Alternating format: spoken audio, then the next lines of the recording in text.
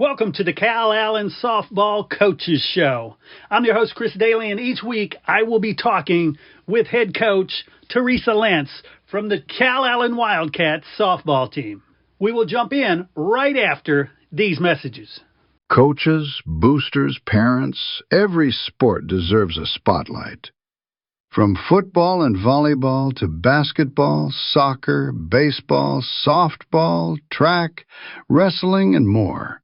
Give your athletes a weekly coaches show that builds pride and raises funds. Lone Star Podcast Network makes it turnkey. You talk for a few minutes. We handle production and distribution. Sponsors love it. Families share it. And your program benefits. Get the free information kit at LoneStarPodcast.com/coaches. That's LoneStarPodcast.com/coaches. Your team, your sport, your show.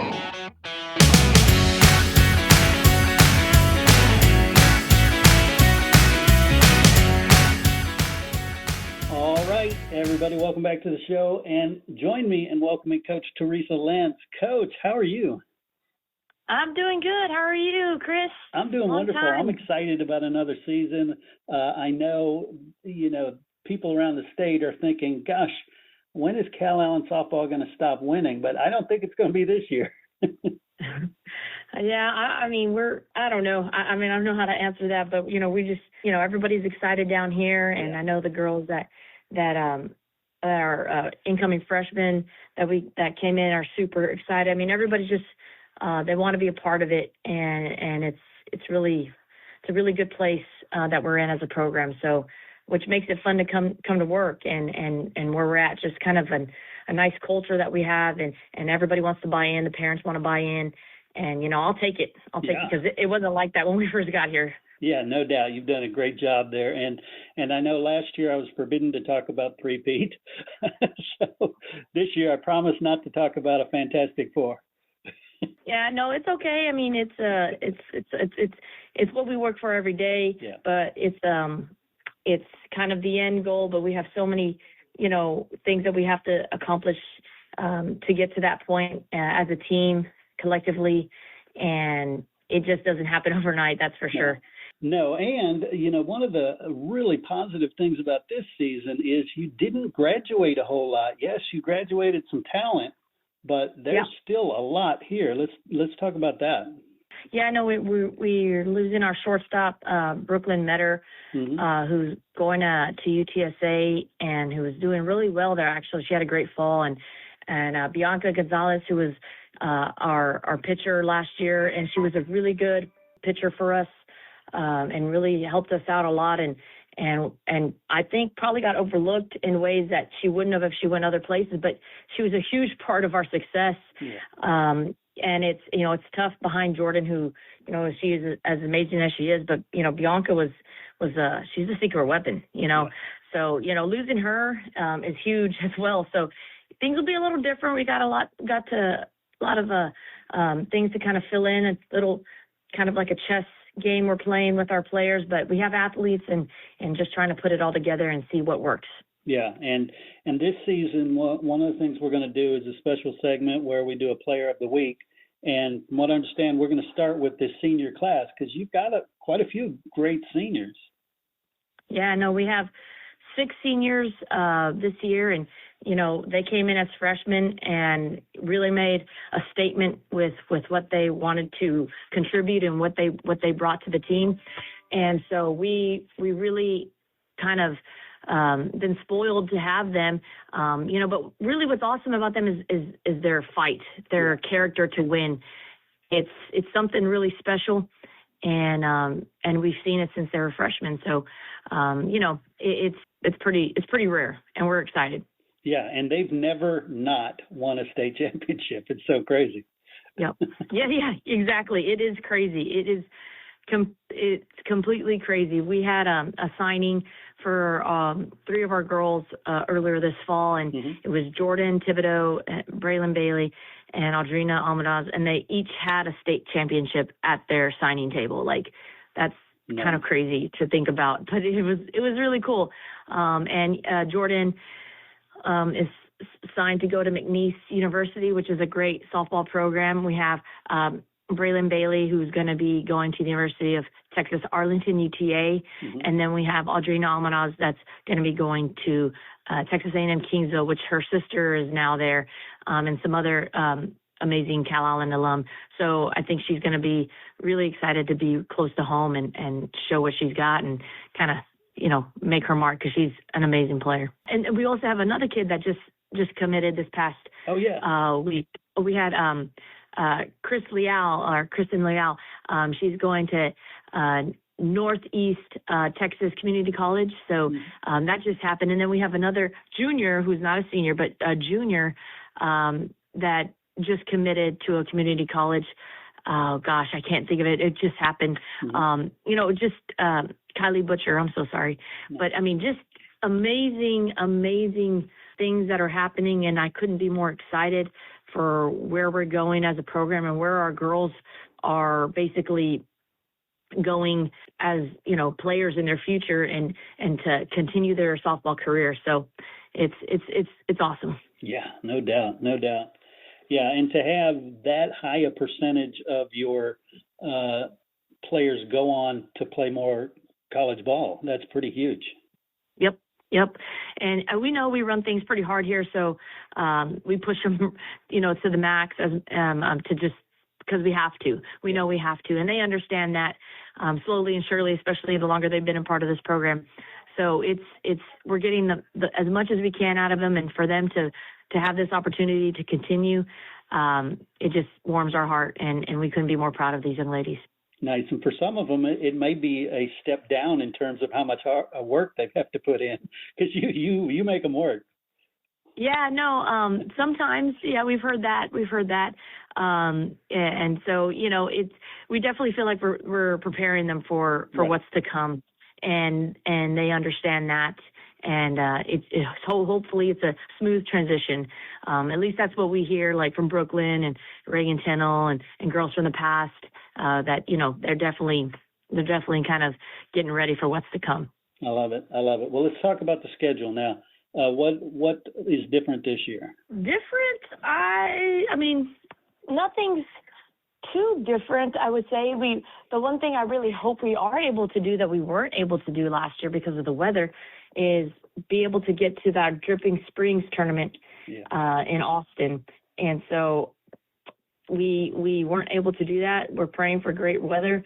That was something that we really were looking forward to as a team, just to play that competition and to put ourselves in that, kind of adversity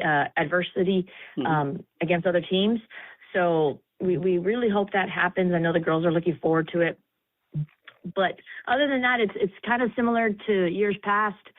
Nothing too different or drastic. And we'll be hosting our Wildcat Classic, which will be the first week of the season, which will be February 12th through the 14th. And we'll be playing Liberty again. And so we'll have some good teams, and we're excited for that. And then we'll be finishing off our tournament run in Barbers Hill. And it's, again, where we're going to be playing some great teams in the Houston area. So just trying to get our girls prepared, ready, and humbled for what's to come, and kind of see how we handle it. And we want that pressure. We want that failure so we can learn from it, see what we need to work on, and get better. I love it. And then after that, we'll become district. So talk about the district outlook. What looks I don't know whether it's different or the same old in terms of who you think the top competitors are going to be. I mean, you really can't ever count out Tulsa Midway. Right. They always have some amazing talent and girls there. So they're always, and it's a rivalry. So it's kind of like a Texas A&M. Like, you're going to get your best game from them, no matter what, no matter if they're not that good of a team or they are a great team, either or, no matter what, it is just one of those rivalry team games. And it's just in every sport we have, when we play TM, it's always going to be a great game. So looking forward to that. And, Zapata had a great run last year. Yeah. I believe they went all the way to the regional final. And so, I know their pitcher was hurt right before district last year, and her first game back was against us in the first district opener, or second game opener for them. And, I think, she healed up the way she needed to right come playoffs. So she couldn't have, they couldn't have gotten better, peaked at a better time. So I think they're kind of a little sleeping underdog, gotta kind of be ready for them. And then of course there's Robstown, who we for sure won't be able to take for granted. So. Definitely. And then what about the reclassification? How do you think that will affect? I know that's down the road, but you have to be looking at it. Yeah, no, we've heard some rumors and some things that might be potentially happening.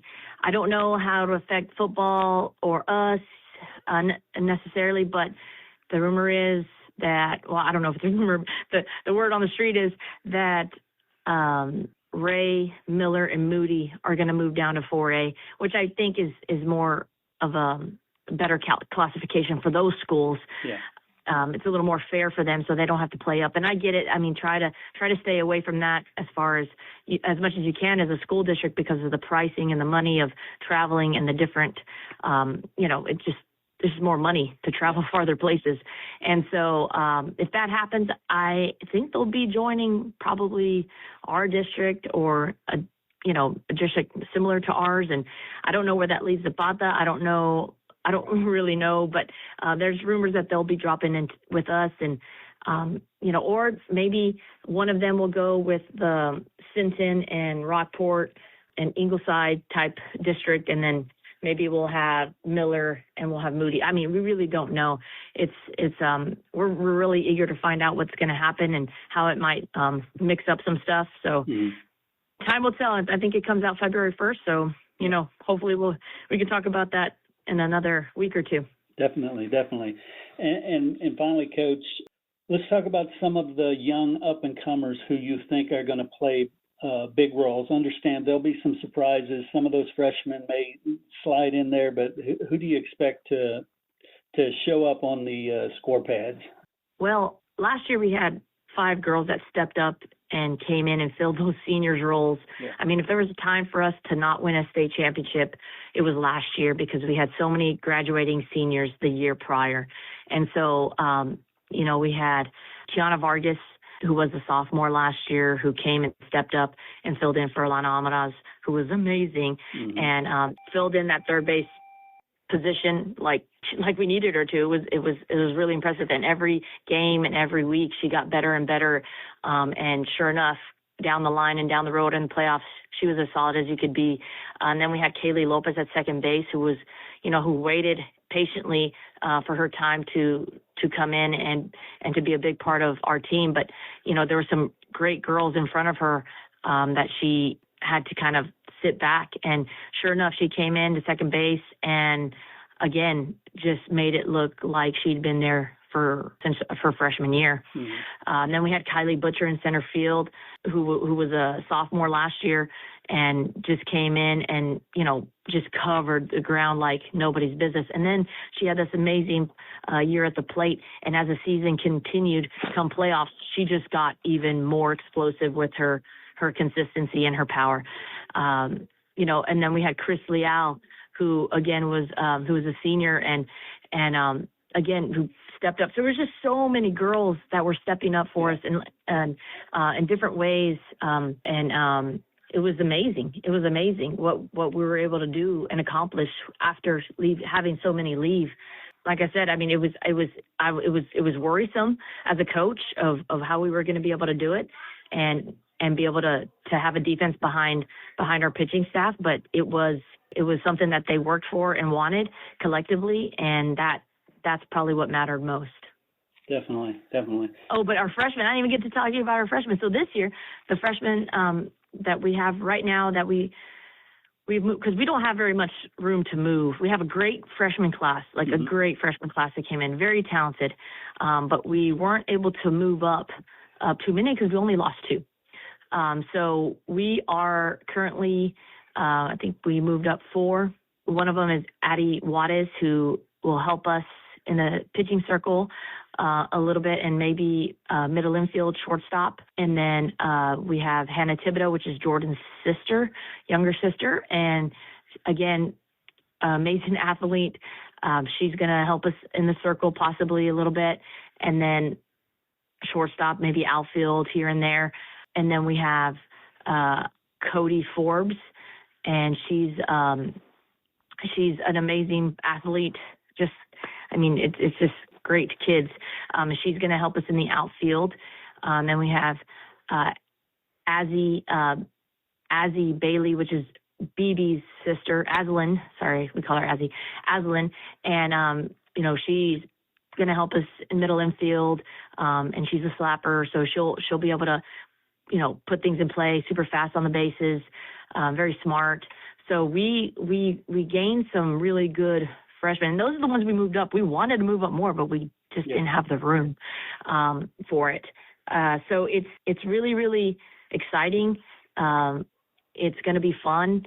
Nothing's guaranteed. We want to make sure everybody stays healthy as possible. And if for whatever reason something happens, people get hurt or whatever, we're hoping we can kind of use our athleticism to kind of fill in and adapt and make the most of it, because I think we can do that. So it's we're in a good place. We're as strong as we've ever been. Our seniors are as mature as they've ever been, and they're hungry. They're hungry, and they have the right mindset. So it's been a really nice first week of softball, or I guess 2 weeks of softball, and we really couldn't be more excited for what's to come Saturday and the rest of the season. I love it. And I'm excited about another season, getting to chat with you every week, and now talking with some of the girls too. That's going to be awesome. Yes, I think it'll be fun. Hear their perspective. You bet. Put them on the spot. They need to be put on the spot. Right. Sounds good. Thanks a lot, Coach. Yes, thank you, Chris. Have a good day.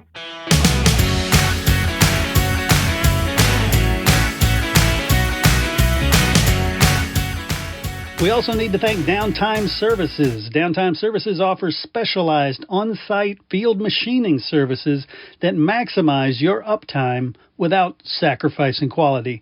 Their team of expert field machining services technicians will come to you and repair and modify your equipment on-site and on demand. Downtime Services, whatever you need, whenever you need. Find Downtime Services online at downtimeservices.com or call them at 800-900-1256. Hey, would you like to have your company associated with this historical Calallen softball team? Well, you can. It's very simple. Become a sponsor on the show, and each week, tens of thousands of Calallen softball listeners will hear about your company in every episode, all the way to what is hopefully a historic four-peat for state championships. Give a call to 713-269-4620, and we'll let you know how you can get your company associated with this amazing team. That's 713-269-4620. Hey, once again, I want to thank you for tuning in and listening to the Calallen Softball Coaches Show. Please share, subscribe, get the story out about this amazing program, these amazing girls. And don't forget to go out, fill the stands, and support your Calallen Wildcats.